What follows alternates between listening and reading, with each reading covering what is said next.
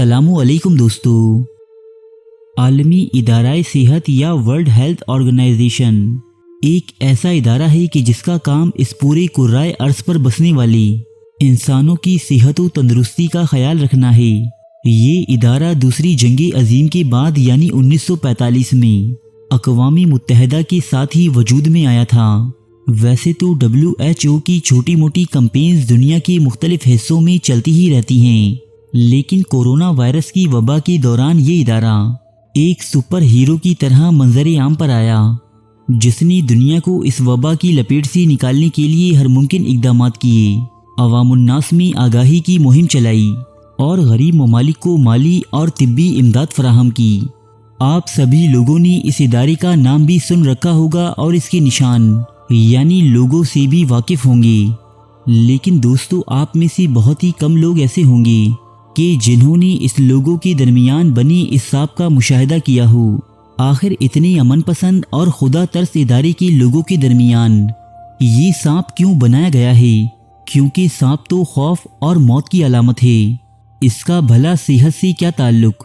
دوستو دراصل WHO کے نشان کے درمیان بنے اس سانپ کے پیچھے بھی ایک قدیم یونانی داستان پوشیدہ ہے، ایک ایسے یونانی حکیم کی داستان کہ جس نے علم طب میں اپنی مہارت اور حکمت کے سبب موت پر بھی قابو پا لیا تھا۔ قدیم یونانی اساطیری داستانوں کے مطابق کبھی اس دنیا میں ایک ڈاکٹر یا حکیم رہا کرتا تھا جس کا نام تھا اسکیلیبوس۔ یہ اپنی دو بیٹوں میکاؤن اور پوڈیلیریس کے ساتھ مل کر لوگوں کا علاج معالجہ کیا کرتا۔ کہتے ہیں کہ اسکیلیبوس ایک مرتبہ کسی نامعلوم وجہ کی بنیاد پر ایک قید خانے میں بند تھا۔ یہاں اس کے سامنے ایک سانپ نمودار ہوا۔ اسکیلیبوس نے خوف اور بوکھلاہٹ میں مبتلا ہو کر اس سانپ کو مار ڈالا۔ کچھ دیر بعد اس نے دیکھا کہ قید خانے میں ایک اور سانپ ظاہر ہوا جس نے مختلف جڑی بوٹیوں کے ذریعے اس مرے ہوئے سانپ کو دوبارہ زندہ کر دیا، اور یہ دونوں سانپ رینگتے ہوئے اس قید خانے سے باہر چلے گئے۔ اسکیلیبوس نے ان سانپوں کی چھوڑی ہوئی تمام جڑی بوٹیاں اپنے پاس رکھ لیں اور ان کا استعمال قید خانے میں دم توڑتے ہوئے ایک انتہائی بیمار قیدی پر کیا۔ یہ قیدی بھی اس مردہ سانپ کی طرح دوبارہ زندگی کی جانب لوٹ آیا۔ قید خانے سے باہر آنے کے بعد اسکیلیبوس نے ان جڑی بوٹیوں کو تلاش کیا اور سانپوں پر مزید تحقیق کر کے نہ صرف ان کے زہر بلکہ کئی مختلف بیماریوں کا علاج بھی دریافت کیا۔ رفتہ رفتہ اسکیلیبوس اس قابل ہو گیا کہ یہ مردہ قرار دی جانے والے افراد کو بھی دوبارہ زندگی فراہم کرنے لگا۔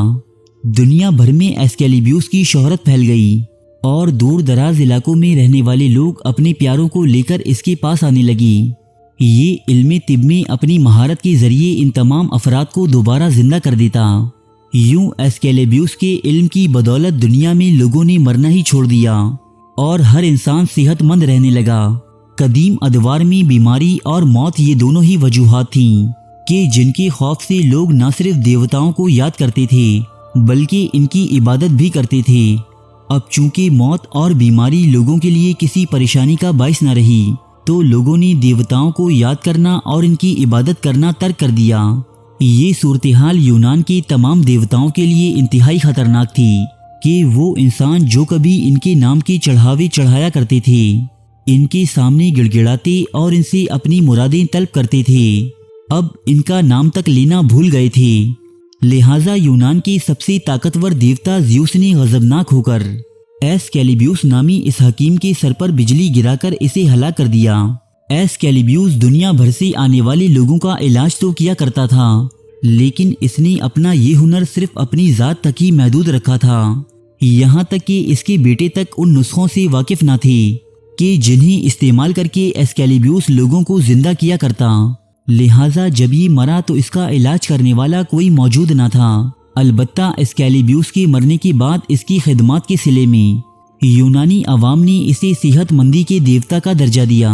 چونکہ اسکیلیبوس نے یہ تمام علم سانپوں کے ذریعے حاصل کیا تھا، اس لیے اس کے مجسموں کے ساتھ ایک عصا بھی بنایا جانے لگا جس پر ایک سانپ لپٹا ہوا دکھایا جاتا تھا۔ یہ عصا یعنی راڈ آف اسکیلیبوس آج بھی شعبہ طب کی پہچان ہے۔ بہت سے ہسپتالوں، دوا ساز کمپنیوں، یہاں تک کہ عالمی ادارہ صحت کا نشان بھی یہی عصا ہے جو قدیم یونانی داستانوں میں عصائے اسکیلیبوس کہلاتا ہے۔ بہت سے مورخین یہ سمجھتے ہیں کہ قدیم یونانی ادب میں پایا جانے والا ایسکیلیبیوس نامی یہ کردار در حقیقت حکیم لقمان کی شخصیت کی عکاسی کرتا ہے، جنہیں قدیم مصر میں امہوتب کے نام سے بھی پکارا جاتا تھا۔ حکیم لقمان وہ شخصیت ہیں کہ جنہیں اللہ تعالیٰ نے حکمت کی دولت سے نوازا تھا، اور ان کا ذکر خیر قرآن مجید میں بھی محفوظ ہے۔ یہ ممکن ہے کہ زمانہ قدیم میں یہ دونوں نام ایک ہی شخصیت کے رہے ہوں۔ یونانی چونکہ اپنی بادشاہوں اور مختلف نامور لوگوں کے کارناموں میں بے انتہا غلو کرنے کی عادی ہیں، تو انہوں نے ایسکیلیبیوس کی داستان بھی ایک دیوتا کی طرز پر رقم کی ہو۔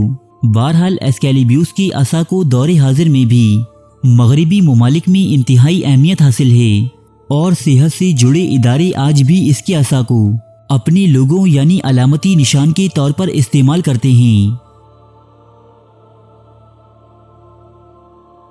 ارے فرینڈز، ایک منٹ، آپ ایسے ہی جا رہے ہیں؟ اتنی محنت سے ویڈیو بنائی ہے، ایک لائک تو بنتا ہے نا؟ اور دوسرا یہ کہ آپ ہمیں اتنی بڑی دنیا میں دوبارہ کیسے ڈھونڈیں گے؟ تو اس کا حل یہ ہے کہ آپ ہمارے چینل کو سبسکرائب کر لیجئے اور اس بیل کے آئیکن کو کلک کر دیجئے۔ اس طرح ہمارے آنے والی تمام ویڈیوز آپ تک پہنچتی رہیں گی۔ ارے ڈریے مت، یہ بالکل فری ہے۔